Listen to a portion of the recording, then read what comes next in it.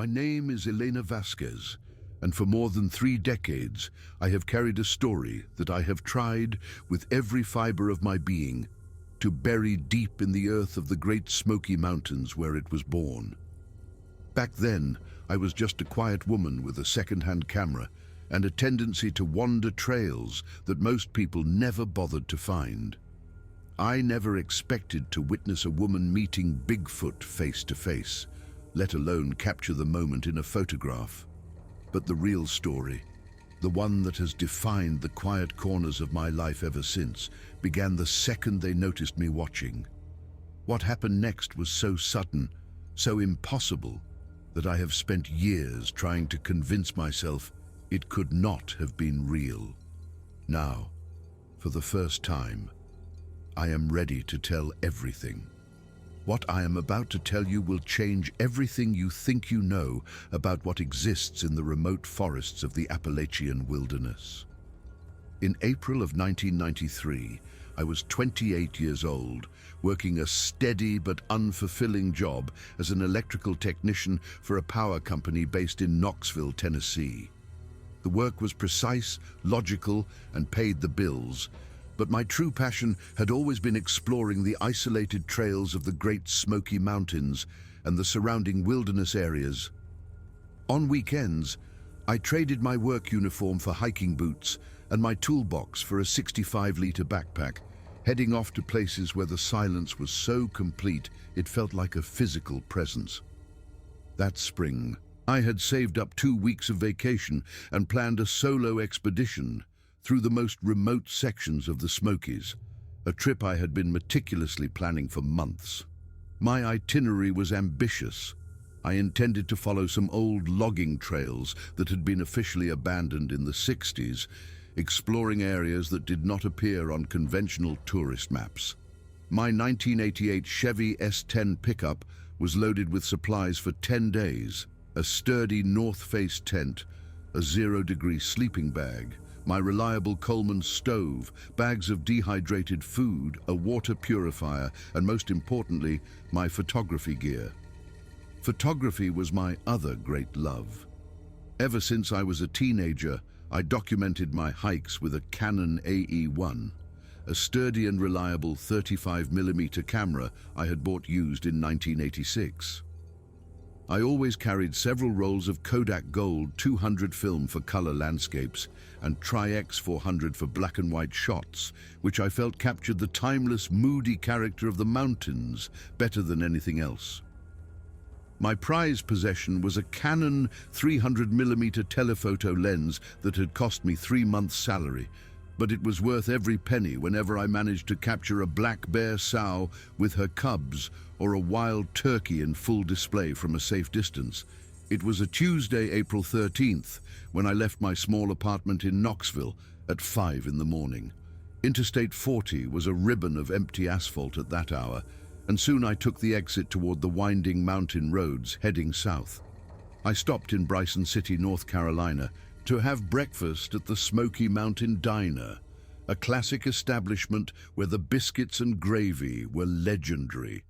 The waiter, a man in his 60s named Harold, with a kind, weathered face, filled my Stanley thermos with fresh coffee when I mentioned I would be spending days out in the forest. "Are you going alone?" he asked, his brow furrowing with a kind of paternal concern. "A park ranger was in here last week, saying they found some strange footprints up near Deep Creek, awful big ones." "Probably just bears coming out of hibernation," I replied, a practiced response I had given many times. I was used to the local stories. The region was famous for its Sasquatch sightings, but I had always been a skeptic, grounded in the practical reality of my profession. In 7 years of exploring those mountains, I had never seen anything that could not be explained by known wildlife, distorted tracks, or an overactive imagination fueled by the rustling of leaves in the wind. After breakfast, I drove another 45 minutes along increasingly narrow roads until I reached the trailhead I had chosen, the Hazel Creek Trail. It was a lesser-known path that followed a crystal-clear stream up into the heart of the mountains. My plan was to follow it for 2 days until reaching an area of old-growth forest, where, according to old topographic maps I had studied for hours at the public library, there was a wide, flat clearing that would be perfect for a base camp. At 9:30 in the morning, I locked my pickup, double-checked the straps on my Kelty backpack and started hiking. The temperature was around 55 degrees Fahrenheit, perfect for trekking with a heavy pack. The air was cool and damp, filled with the rich, earthy scent of hemlocks and giant tulip poplars. The sound of Hazel Creek to my right was a constant, relaxing soundtrack to my journey. The first few hours were peaceful, a walking meditation. I walked at a steady pace, stopping occasionally to photograph interesting shelf mushrooms growing on fallen logs, or the way sunbeams pierced through the dense forest canopy. The trail was well maintained for the first 5 miles, probably because it was accessible enough for casual hikers looking for a simple day experience. Around noon, I stopped for lunch near a wooden footbridge that crossed a smaller tributary of the creek. I sat on a flat, sun-warmed rock, pulled out my peanut butter and jelly sandwich, a classic that doesn't spoil easily, and checked my topographic map. I was making good time. If I kept this pace, I would reach my planned camping area well before nightfall. While eating, I noticed something unusual. There were fresh footprints in the soft mud near the edge of the creek. They were large, definitely larger than my size 8 hiking boots. My first reaction was to think of a bear, but the shape was odd. It didn't have the characteristic claw marks. It was more elongated, humanoid almost, with a distinct heel and a wider ball. I grabbed my camera and took a few photos of the tracks, more out of a documentarian's curiosity than any belief that it was something extraordinary. Probably just a hiker with big work boots, I rationalized. Or maybe the recent rains had distorted regular human footprints. Still, a seed of unease was planted.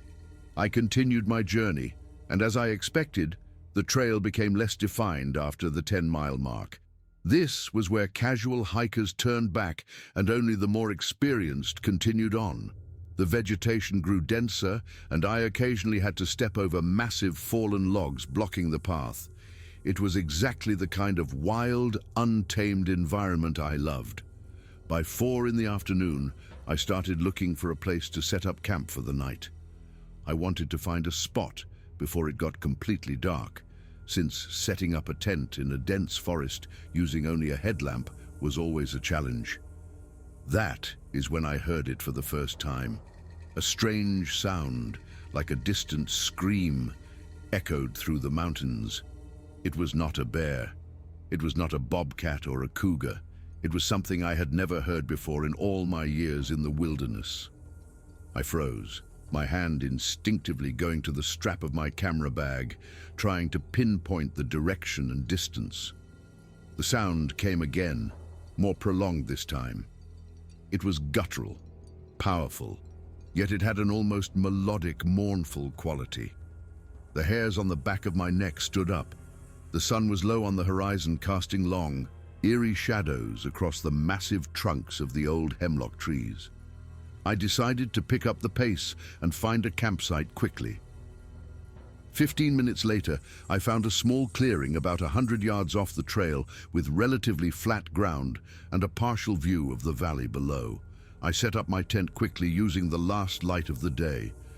There was something comforting about the routine. Laying out the ground top, fitting the poles together, tightening the guidelines. I organized my gear inside the tent, hung my food bag from a distant tree branch, standard protocol to avoid attracting bears, and cooked a simple dinner on my stove, instant ramen noodles mixed with a can of Campbell's chicken soup. As darkness fell completely, I turned on my Coleman lantern and sat on a nearby log, listening to the sounds of the forest settling in for the night. Owls hooted in the distance. Occasionally I heard branches snapping, probably deer or wild boar moving through the dark, but I did not hear that strange scream again. By 9:30, I was inside my sleeping bag, reading an old, worn-out copy of A Walk in the Woods by Bill Bryson. But my mind kept drifting back to those odd footprints and that unexplainable sound. Logic told me there had to be a rational explanation. The forest was full of noises that could seem strange if you weren't familiar with them. Eventually, the day's exhaustion caught up with me, and I fell asleep to the soft, rhythmic sound of a light rain beginning to fall on. The tent's rainfly. I woke up suddenly. My Timex watch, with its faint green glow, read 3:52 in the morning. There was a sound outside. It was not the rain. That had stopped. It was something moving, something big, snapping branches and crunching heavily through the dry leaves. My heart began pounding against my ribs. Bear, I thought immediately. It has to be a bear. I stayed perfectly still inside my sleeping bag, breathing as shallowly as I could. The protocol for bear encounters was clear. Make yourself look big, make noise, do not run. But inside a tent at night, the best strategy was usually to stay quiet and hope the animal lost interest and moved on. The sound continued for several minutes. Whatever it was circling my campsite but not getting too close. Then I heard something that made my blood run cold. A heavy, deep breathing, very close to the tent.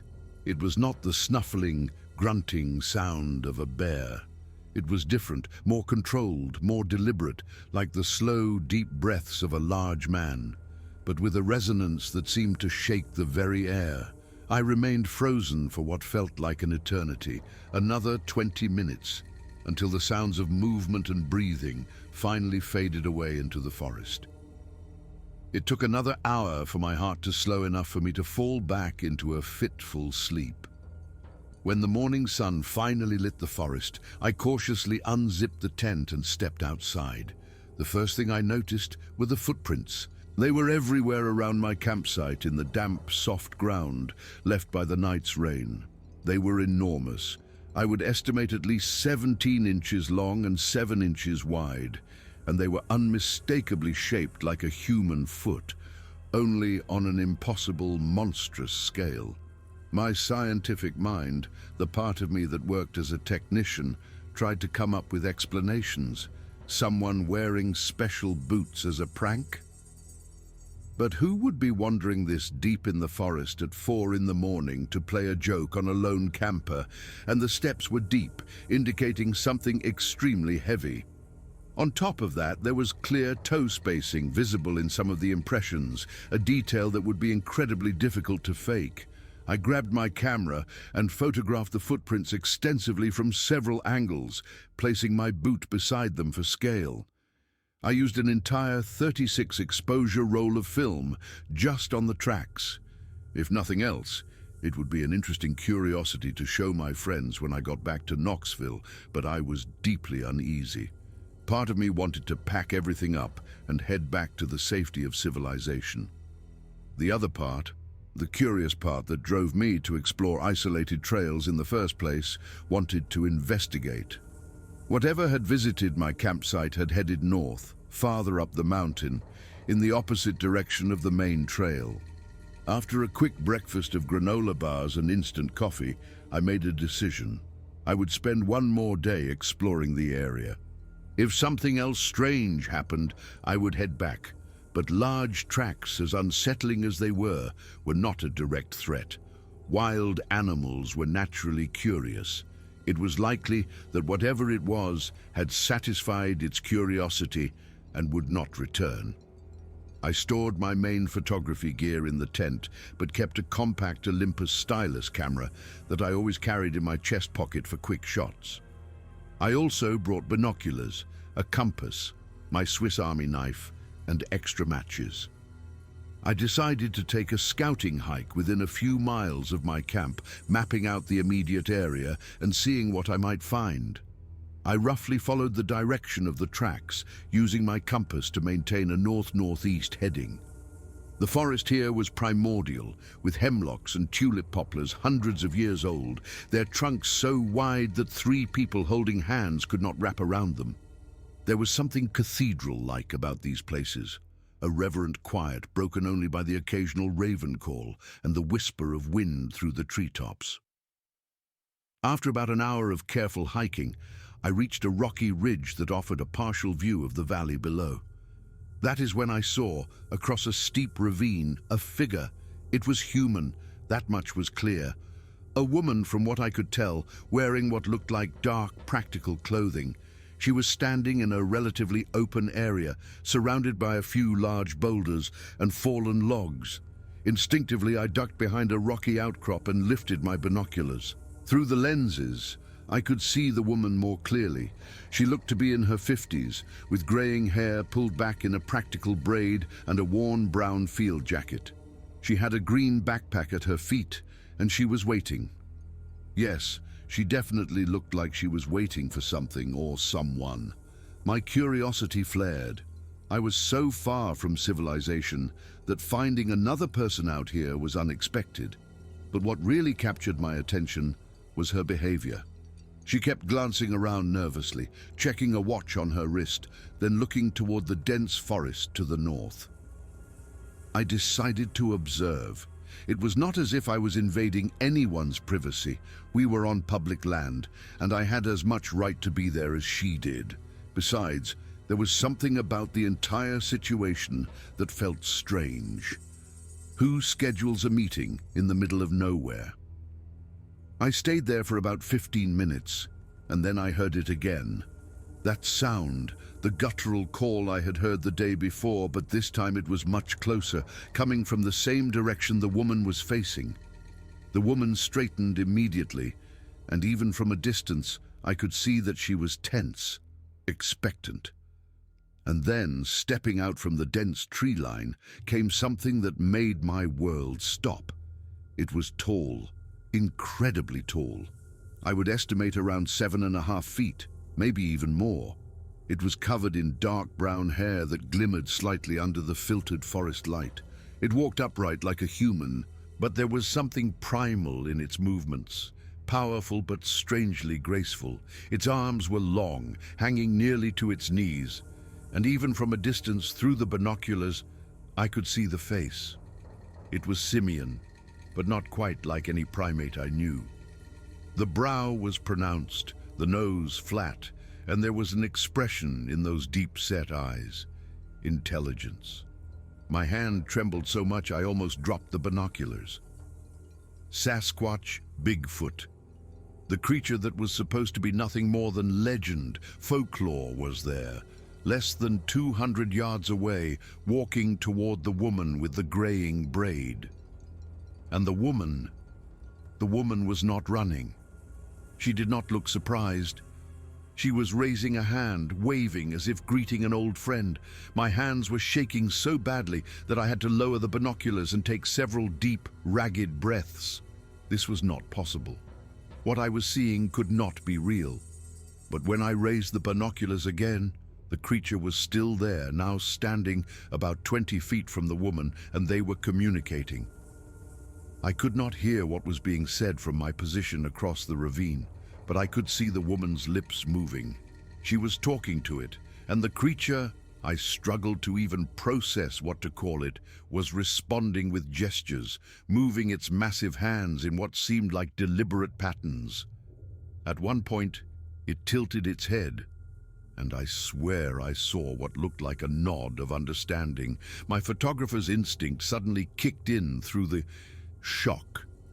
Evidence. I need evidence. With trembling fingers, I reached into my chest pocket and pulled out my Olympus stylus. It was a compact point and shoot, not ideal for distance shots, but it was what I had. My Canon with the 300mm lens was back at camp, and I cursed myself for not bringing it. I slowly raised the camera, trying to keep my movements minimal. I was partially hidden behind the rocky outcropping with ferns providing additional cover, but I was paranoid that any sudden movement might draw attention. Through the camera's small viewfinder, the scene was smaller, less detailed, but it was something. Click. The first photo. The sound of the shutter seemed deafening to my heightened senses, but neither the woman nor the creature reacted. They were too focused on each other.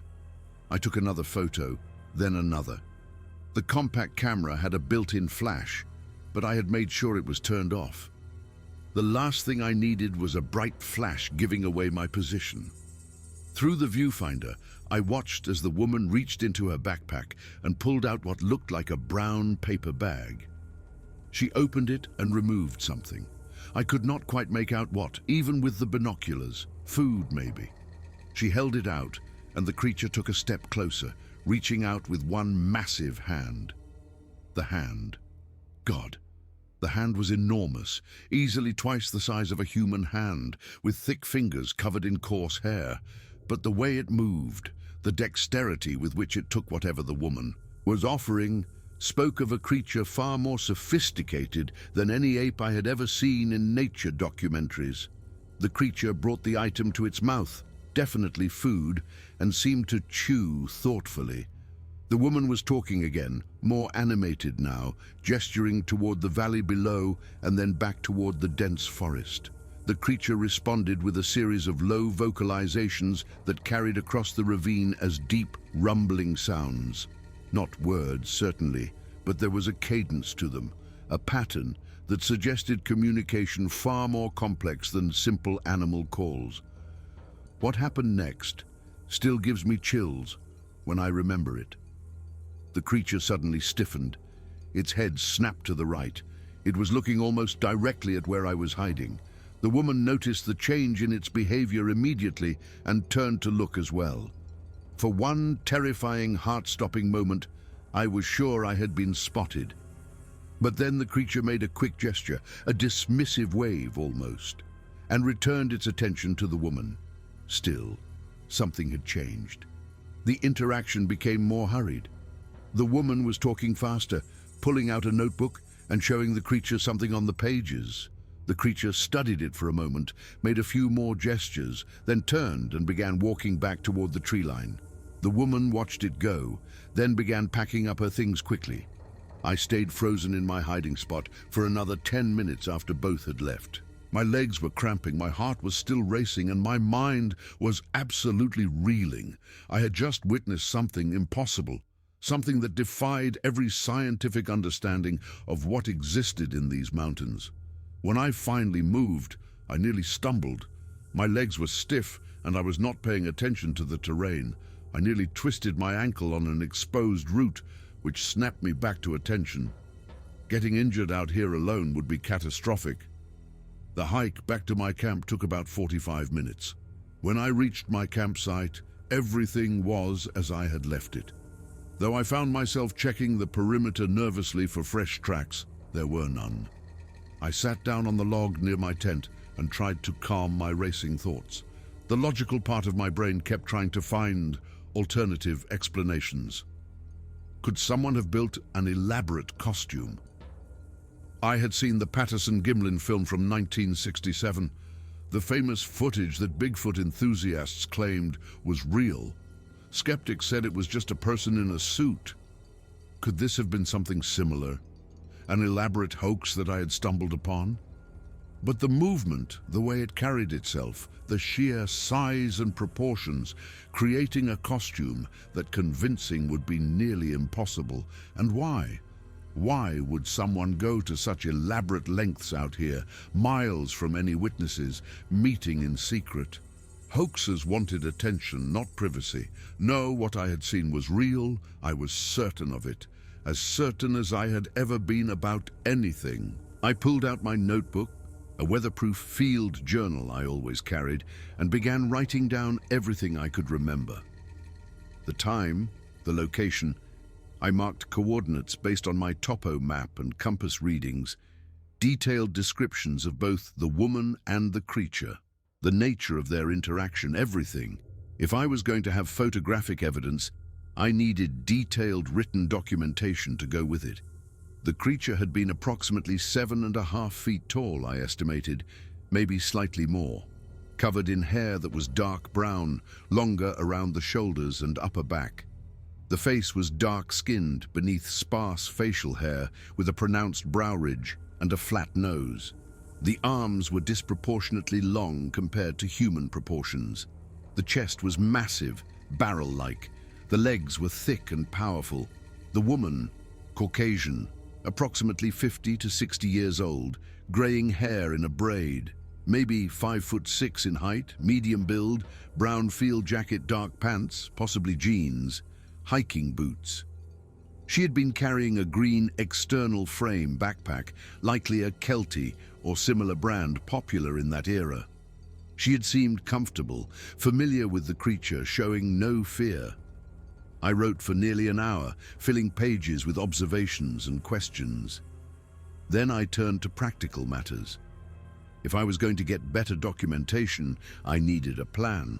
The question was, should I try to find where that woman had come from?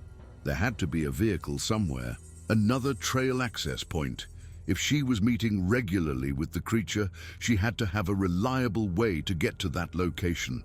Alternatively, I could stake out the meeting spot and wait to see if either of them returned. But how long would I wait? My supplies were planned for 10 days, and I was only on day 2.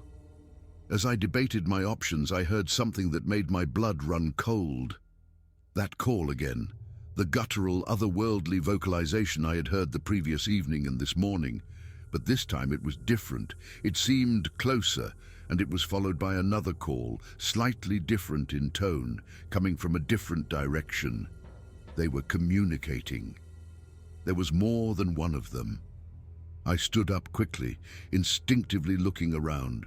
The forest suddenly felt less like a peaceful wilderness and more like territory belonging to something else, something I did not understand and possibly had no right to be documenting.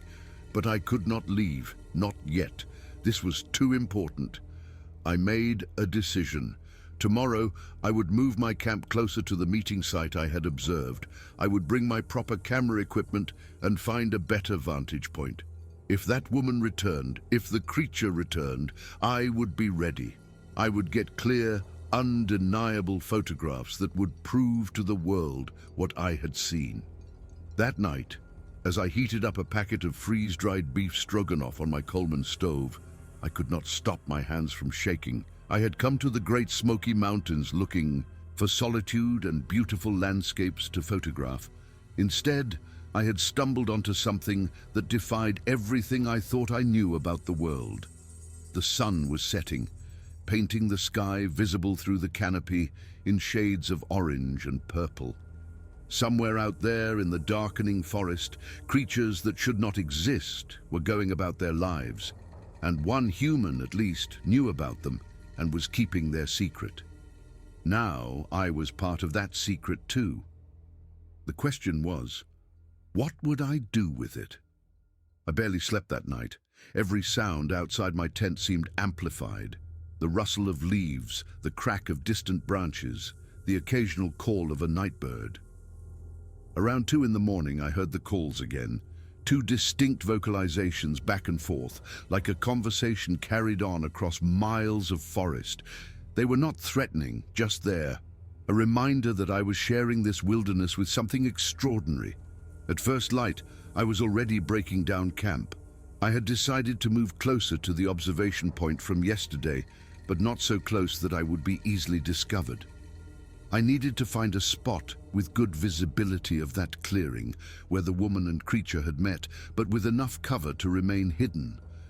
I repacked my gear carefully, making sure my Canon AE1 and the 300mm telephoto lens were easily accessible in the top compartment of my pack.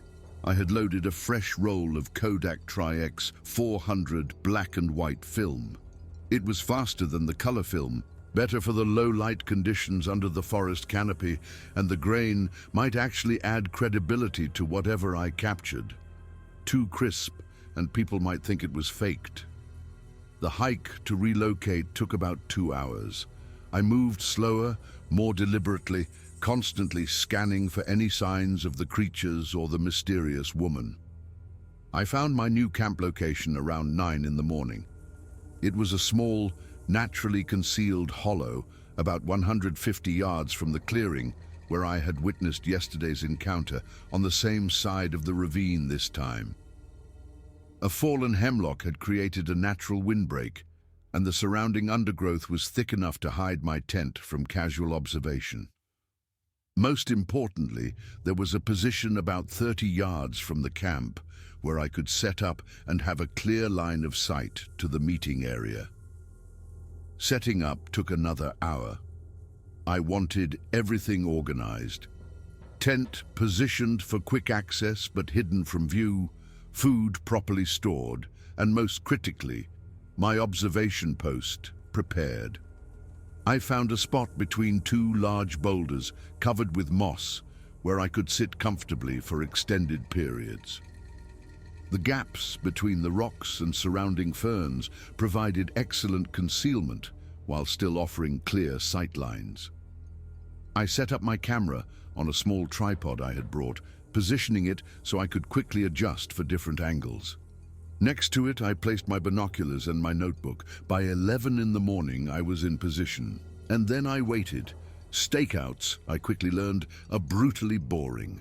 In movies, something always happens quickly. In reality, you sit for hours with nothing but your thoughts and the ambient sounds of the forest. I watched squirrels chase each other around tree trunks. I observed a small herd of white-tailed deer pass through the valley below. But no woman with a graying braid, no Sasquatch. I maintained my position until the light began to fade around 6 in the evening, then carefully made my way back to camp.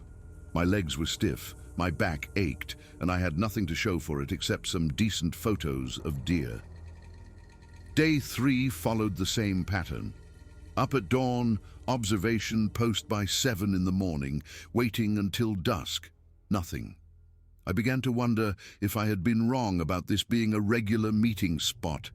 Maybe it had been a one-time thing. That evening, as I sat by my tent eating a packet of Mountain House Chili Mac, I heard them again. The calls, closer than before. And this time, there was something different in the vocalizations. A quality that sounded almost curious, investigative. I had the unsettling feeling that they knew I was here. They were aware of the new human presence in their territory. Day 4. I was beginning to run through my mental calculations about supplies. I had brought enough food for 10 days, but I had been eating more than planned. Probably nervous, energy-burning extra calories. I could stretch it to 12 days if needed. I was in my observation position by 6:30 in the morning. The morning was overcast, with a light mist hanging in the valleys. I almost did not see her arrive.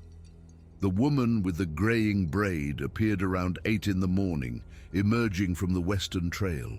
She was carrying the same green backpack, but this time I noticed something I had missed before. She was carrying a long wooden staff, deliberately carved with what looked like markings or symbols. She set down her backpack and stood in the middle of the clearing, holding the staff vertically. Then she did something strange. She raised the staff and struck it against the ground 3 times, creating a hollow, thumping sound that carried across the distance. Then she waited. I had my camera ready, finger on the shutter release. 5 minutes passed, then 10. And then I heard it, that vocalization, the deep rumbling call.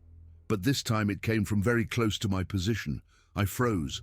Slowly, barely daring to breathe, I turned my head to the left. And there, maybe 40 feet away, partially obscured by undergrowth, was another one. This one was slightly smaller, maybe 7 feet tall. The hair was darker, more black than brown, and it was looking directly toward the clearing, seemingly unaware of my presence just yards away. My heart was hammering so hard I was sure it could hear it. Very, very slowly, I moved my hand toward my camera. The creature suddenly made another vocalization, softer, almost conversational. And from the clearing, a response came. I risked a glance back toward the meeting site and saw that the larger Sasquatch had arrived. It was approaching the woman, who was smiling, actually smiling, and holding out her hand in greeting. The creature near me began moving toward the clearing, and once it had moved away, I turned my attention back to the scene. Now, there were 2 of them, with the woman. They were definitely communicating. The woman speaking, the creatures responding with vocalizations and gestures. I started photographing. Click, Advance, click, advance. I watched the woman reach into her backpack and pull out items, more food. Then she pulled out a book, a regular book with a dark cover. She opened it and appeared to be showing something to the larger creature, who leaned in to look.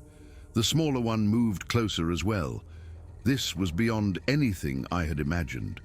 These were not just intelligent creatures. They were engaging with human artifacts, with written materials.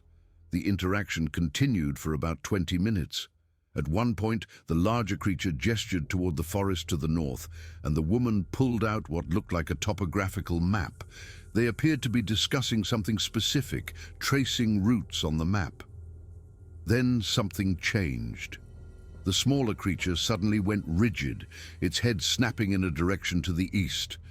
The larger one noticed immediately, and both creatures became utterly still. A sound reached my ears, distant but growing closer. An engine, a helicopter. The creatures reacted immediately. Without any apparent signal, they both turned and began moving swiftly toward the tree line. The woman was scrambling to gather her things. Within seconds, both creatures had vanished into the forest, and the woman was hurrying down the western trail. The helicopter sound grew louder, circling the general area for about 15 minutes before the sound faded to the west. I stayed hidden for another hour before returning to camp, shaken. This was not a random encounter. This was a relationship. And someone else, whoever was in that helicopter, might be aware that something was happening in this area. By evening, I had made a new plan. Tomorrow, I would not just observe. I would try to follow the woman when she left, find out where she came from, who she was. The creatures were important, but understanding the human side of this mystery felt equally crucial. Day 5. I packed a small day pack and positioned myself near the western trail. The woman arrived around 8:15, went through the same ritual, but today, nothing happened. The helicopter must have spooked them. Around 9:30, she shouldered her pack and began hiking back. I waited 2 minutes, then began following. Tracking someone through a forest is harder than it sounds. After an hour, the trail forked. I lost her for a moment, then found a fresh scuff mark on a root on the right fork and continued. After another 45 minutes, I heard voices, the woman's voice and another, younger, female voice. I crept forward until I could see through the vegetation. There was a small clearing with a more established camp, a large canvas wall tent, a stone fire ring, equipment under tarps. The woman I had been following was there, talking with a woman in her late 30s with short, dark, curly hair. "Nothing today," the woman with the braid was saying. "I waited over an hour. The helicopter yesterday probably pushed them deeper into the high country," the younger woman replied. "Damn it, that's the 3rd time this month. Forest Service is doing more overflights than usual. Could be fire surveillance, it has been dry. Or it could be Harrison's people," the woman with the braid said, shaking her head. "Harrison doesn't know about this area, we've been careful." "Harrison?" I listened intently, silently taking notes. "We need to move the meeting point again," the younger woman said, "further north, higher up. They won't like that. It has taken 3 years to establish this level of trust." 3 years. "There's something else," the woman with the braid said, and my blood went cold. "I think someone might be watching. The family group, the patriarch mentioned it last week. He said they had sensed another human in the territory. Someone who was not part of the usual patrol patterns. He described it as curious energy, not threatening but present. "Sir, we might need to suspend contact for a while," the younger woman, whom the other called Sarah, replied. "If there is a witness, if someone has documented anything." I know, but we're so close, Sarah. The migration pattern data alone is invaluable, and the Foundation is not going to like a suspension." Foundation. This was an organized, funded research operation. Their primary directive, the older woman said, was protection. If exposure happened, everything they had worked for would be lost. I had stumbled onto something much bigger than a simple human Bigfoot friendship. This was a secret, long-term scientific study, and the creatures themselves, the patriarch, had sensed me.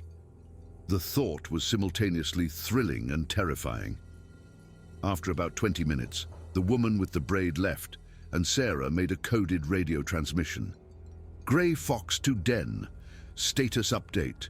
Contact negative due to aerial activity. Sector 12 remains clear. I retreated back to my camp, my mind racing. These people had decided that keeping Sasquatch secret was the best way to protect them, and I had photographs that could destroy everything they had built.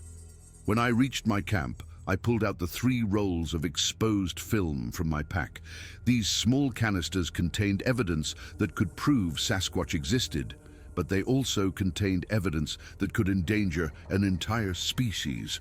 The ethical dilemma was crushing. As dusk fell, I heard the calls again, but this time they sounded different, mournful almost, like they were lamenting something lost. The patriarch knew I was here. The family group was probably relocating now, abandoning territory they had used for generations, all because one curious human had stumbled into their world with a camera.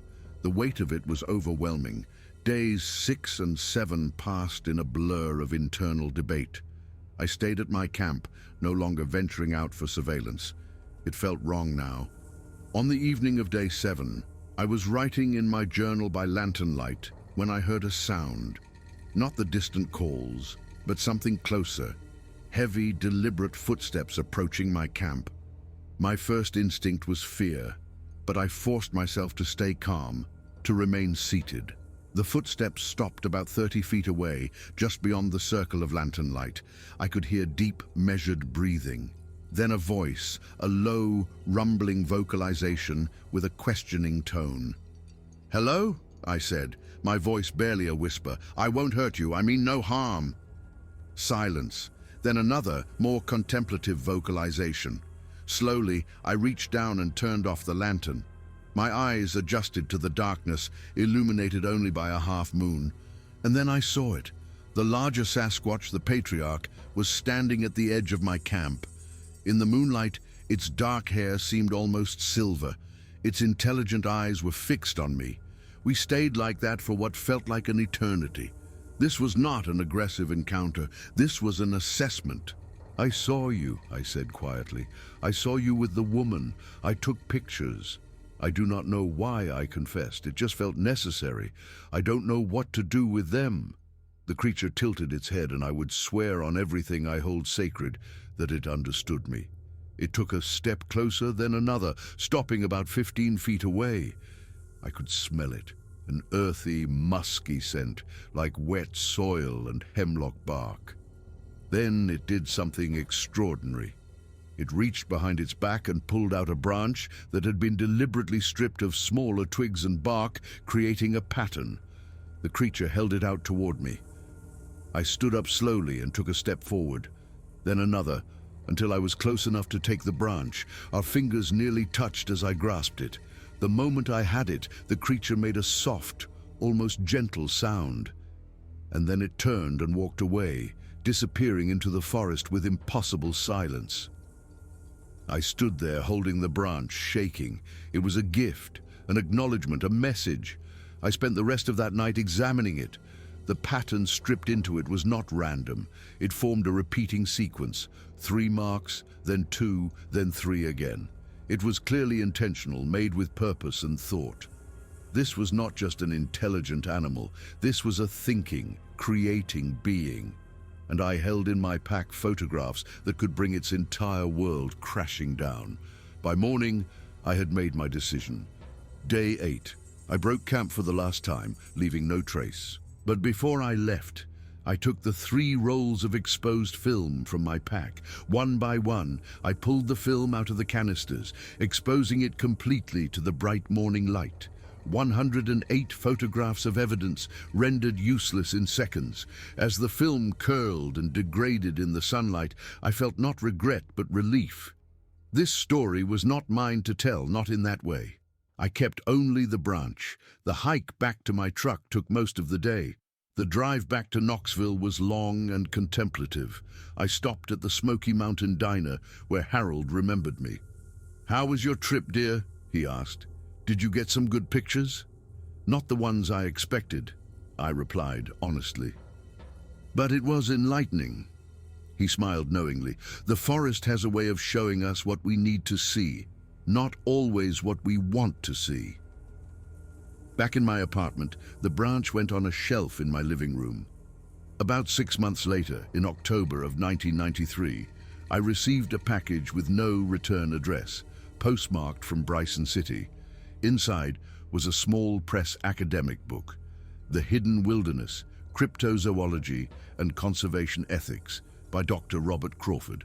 Tucked inside was a handwritten note on plain paper. "Thank you for your discretion. The patriarch remembers you, a friend." I read the book cover to cover.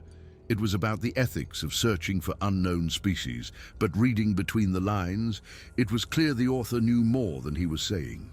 He wrote of the observer's burden and the protection paradox, how proving something exists could be the very thing that destroys it. In the acknowledgements, he thanked the dedicated field researchers who have chosen guardianship over glory. Years passed. I turned my photography into a freelance career, advocating for wilderness preservation. I never went back to that specific area, but I never forgot. In 2003, at a photography exhibition in Atlanta, an elderly man stood looking at one of my prints of the Smokies. "You've spent time in the deep places," he said. It was not a question. "Yes," I replied, "a long time ago." He studied my face. "Some of us know. We're quiet about it, but we know. There are more of us than you would think. People who have chosen to be witnesses rather than whistleblowers." He extended his hand. Robert Crawford. My eyes widened. The author of the book. We talked for over an hour.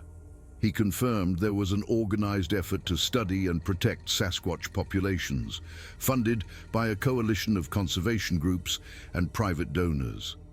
"The public is not ready," he explained.